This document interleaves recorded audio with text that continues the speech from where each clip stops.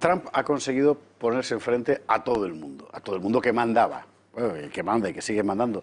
Pero es muy interesante ver dónde ha pegado. Es que es muy interesante, porque resulta que es el anti-Sánchez. Es el anti-Sánchez. Vamos a verlo. El presidente de los Estados Unidos, Donald Trump, está actuando como dique de contención frente al globalismo durante la pandemia mundial. Y lo está haciendo en varios ámbitos. Hagamos un repaso a las acciones del presidente de Estados Unidos. Trump canceló el proyecto de Bill Gates conocido como ID 2020, que propone la identificación digital de prácticamente todas las personas del planeta. El término identificación digital significa la inserción de un microchip en el cuerpo humano que contiene toda la información personal de cada ciudadano. Poco se ha dicho sobre el tema en los medios, pero el proyecto ID 2020 ha alcanzado una etapa muy avanzada. El sitio web indica que el proyecto es un tipo de asociación público-privada que involucra a la ONU, a la OMS, a los gobiernos internacionales y a sus miembros fundadores, quienes también son sus patrocinadores más activos. Los fundadores incluyen nombres destacados como Microsoft, de Bill Gates, Gavi, la Alianza Global para Vacunas e Inmunización, interesada en promover el uso de vacunas en todo el mundo, y la familia Rockefeller.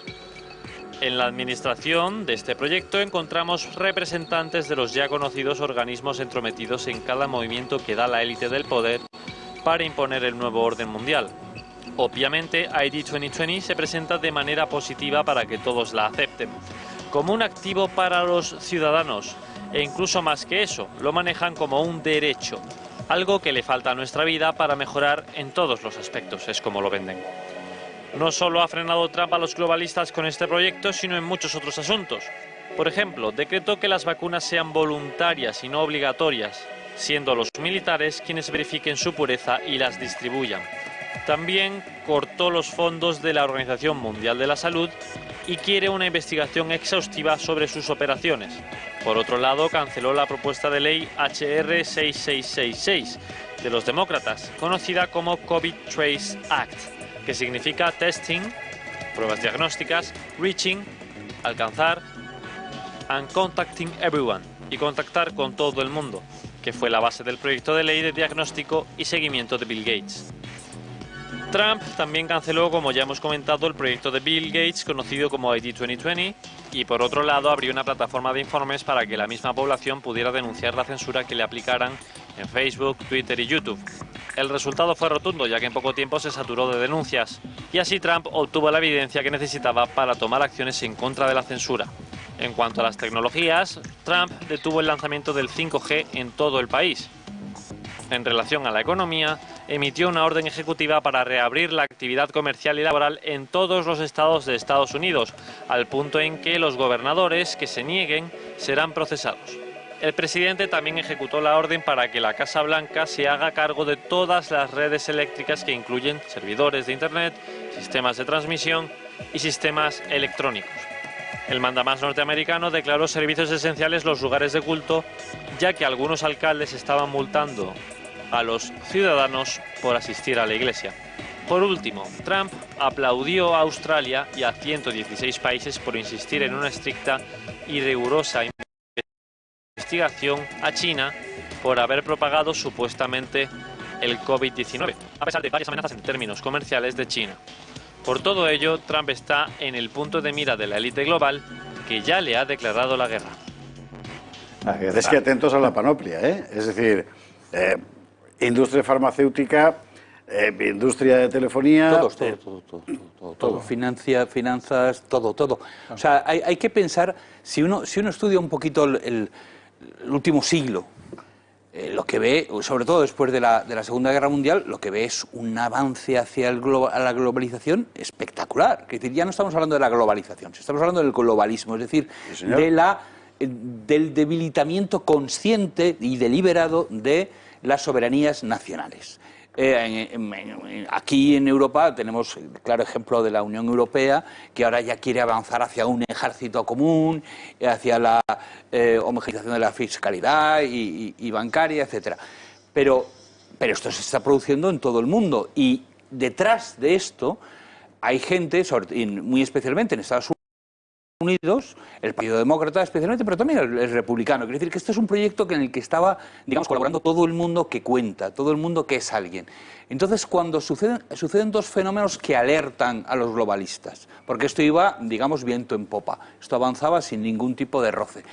Y, ¡pum!, el primer problema, que es el Brexit. Claro, el Brexit, Cameron no lo hace para perderlo, lo hace para ganarlo. Y si os acordáis de cómo lo daban los medios, pues era pan comido. Iba a salir que no se iban de la Unión. Entonces esto fue una cosa tremenda. Y luego lo de Trump ha sido todavía más descarado porque, si os acordáis, a Trump en el momento en que ganó, incluso antes de que pisara la Casa Blanca, empezaron todo tipo de triquiñuelas para echarle, desde manifestaciones que querían también hacerse violentas, hasta recuentos, hasta presionar al colegio electoral para que incumpliera, digamos, su mandato y eligiera a otro, hasta, es decir, de todo. Hemos tenido, por supuesto, la trama rusa, que ha gastado cientos de millones de dólares en nada, y el espionaje encargado por Obama a la campaña de Trump, que ahora va a salir, y ahí tenemos la complicidad del FBI, en fin, tiene a todo el mundo en contra, efectivamente, porque es el mundo. Es decir, tendemos a pensar, tendemos a ver Estados Unidos como un imperio. Qué malos son los americanos que nos están haciendo esto, que están ingiriendo en todas partes. En realidad, lo que estamos comprobando, y si hay imágenes se pueden ver las ciudades ardiendo y tal, es que Estados Unidos es un país más del imperio. No es solo el centro del imperio. El imperio no tiene centro, propiamente. Yo estoy de acuerdo contigo completamente y metería, antes de dar la palabra a Juan Antonio de Castro, dos elementos más encima de la mesa, que es la suspensión del Tratado de Libre de Cambio con Europa, que aquí lo movía a la izquierda, por cierto, la derecha ni se enteraba, pero que ponía literalmente todo el comercio entre los Estados Unidos y la Unión Europea en manos de las multinacionales, expresamente dicho así. Sí, que podían cambiar la ley. Y la suspensión, exacto, y la suspensión por parte de Trump del Tratado de Intercambio con el Pacífico, que fue absolutamente, que fue el auténtico detonador de todo, porque significaba que todos los proyectos que se había construido el mundo globalista, de ese mercado infinito y sin barreras, de repente desaparecía. Claro, a partir de ese momento... Él lo explica muy bien en un momento determinado, perdóname. No, por favor. Cuando dice, oiga, mire, es que yo no necesitaba esto. Es decir, es que soy rico, tengo una vida súper cómoda, una vida muelle, me ha ido muy bien en los negocios, y yo si estoy aquí es porque tengo un proyecto, porque creo que además hay que oponerse con todas las fuerzas al proyecto de los Clinton, de los Gates, de los Soros. Lo dice con toda claridad. Hay uno de los discursos antes de su victoria electoral, dice, yo vengo aquí a enfrentarme con toda esta gente porque creo que es una cuestión de supervivencia de América y de supervivencia del mundo. Yo creo que lo ha tenido claro desde el minuto uno, y sus adversarios también. No le han dado ni un margen de 5 minutos de descanso, ni de dejar de atosigarle con todo tipo la verdad es que en la mayor parte de las veces de mentiras. Yo no creo que lo haya tenido claro desde el minuto uno, en absoluto. Vamos a decir que el que haya seguido un poco la carrera de este hombre antes de entrar en la política, si tenía que hablar de política o si tenías que juzgar por los amigos que frecuentaba, era más bien demócrata. Es decir, era un tipo del que se podía esperar que si llegaba, que yo me apego, Carlos, a uno de sus discursos más importantes en los que dice exactamente eso. Totalmente. Por eso te digo, pero no es desde el minuto. Es decir, que es un tipo que se ha dado cuenta en el momento en que entra la política, que entra como el gran millonario conocido por programas de televisión, etcétera, y que supongo que le encargaría una especie de estudio de mercado. Oye, ¿qué es lo que falta para que yo me presente? Y entonces se da cuenta que hay una enorme masa de votantes que no tiene a quién votar, porque los dos grandes partidos opinan lo mismo en esas cuestiones que a él le importan muchísimo, como puede ser el tema de la inmigración, como puede ser la deslocalización de las empresas, etcétera, etcétera. Y dice, este es mi tema. Y lo hace suyo, y en el momento en que lo hace suyo, es un tipo, digamos, eficaz y cabezota, y se lo toma en serio. Y se lo ha tomado muy en serio.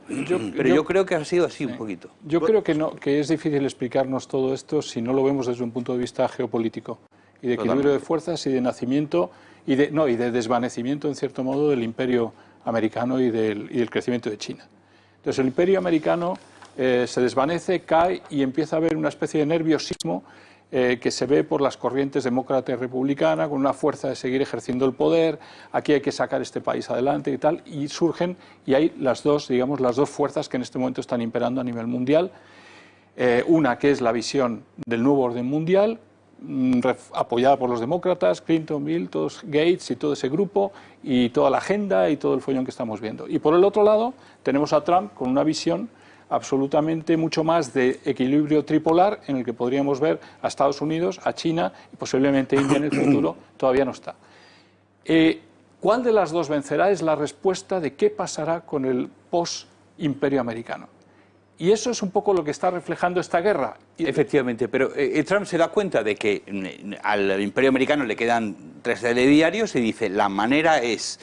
No. Para hacer fuerte América es, sí, voy a dejarme de guerritas imperiales, voy a tener una defensa fuerte, pero limitando los frentes, por así decirlo. Sí, pero no es que Trump piense, yo creo que se le está acabando a América, ¿no? América lo va a seguir teniendo, pero de dos maneras. Una, con el nuevo orden mundial, y ese está dirigido por los globalistas, o otra, con Trump y los equilibrios con China, Rusia, India. Y es uno de los dos modelos el que va a imperar, tengo la sensación.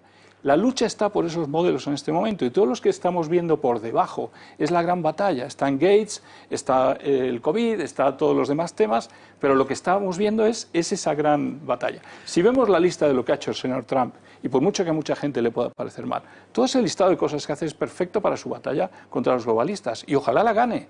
Porque es que el problema de los globalistas... ¿Cómo no la gane? No, ojalá la gane, porque el problema de los globalistas es que son totalitarios y se nos viene encima, se nos ha venido ya encima muy gorda, porque este país ya está totalmente infiltrado y muchos países también, y nos va a ser muy difícil salir de esta historia, ¿no? Don Fernando Paz. Bueno, lo que pasa es que, vamos a ver, ante lo que estamos es ante una ofensiva globalista de la cual América es la primera víctima, en realidad. Es decir, América alberga en su seno el núcleo duro del globalismo, que desde luego, en mi opinión, si tuviéramos que personalizarlo en una organización, sería el CFR, el Consejo de Relaciones Externas. Sí. De ahí nace todo y de ahí emana Bilderberg, la trilateral, es decir, todos los organismos. Sí, lo veremos después, incluso su réplica británica, ¿no? El Consejo de Relaciones Externas de Gran Bretaña, y por supuesto favoreciendo de una manera absolutamente abierta todo lo que sea el libre comercio en todo el mundo y la destrucción de las barreras, y cooptando todo el poder de la sociedad americana, de gente muy conocida. Está ya en torno a los 1000 miembros el CFR, o sea que no son 7 que se reúnen ahí tal, aunque esté dirigido originariamente en las últimas décadas por David Rockefeller, que ya murió, por Henry Kissinger, y pues George Soros es uno también de los más destacados. Bueno, quiero decir con esto que, claro, vamos a ver, Donald Trump es un tipo con el que nadie contaba, o sea, un agente, una pieza del juego que ha salido de repente, con el que nadie contaba, porque esto era republicanos-demócratas, demócratas-republicanos, eran absolutamente intercambiables, daba igual, que daba lo mismo, porque lo que tenían unos ligeros matices en determinado tipo de políticas, pero las visiones se correspondían con el think tank del CFR, con el núcleo duro de eso, con la globalización. Lo que está haciendo Donald Trump es precisamente poner coto a ese tipo de visión de América, digamos. Es decir, hay dos Américas, para entendernos. Quizá hay dos de todo. Cuando hablamos de las dos Españas, dos Alemanias, dos Rusias, también hay dos Américas. Hay una América que es la América cosmopolita de las costas, para entendernos, y hay una América profunda que es a la que responde Donald Trump. Yo creo sinceramente que América, Estados Unidos, en el sentido más profundo del término, es la primera víctima de ese globalismo, porque ha sido un país cuyos intereses han sido puestos al servicio de un proyecto global que ya no es la política de Washington, porque la OTAN ya no es la organización contra el comunismo, es una organización que quiere imponer el globalismo en todo. Es una oligarquía transnacional.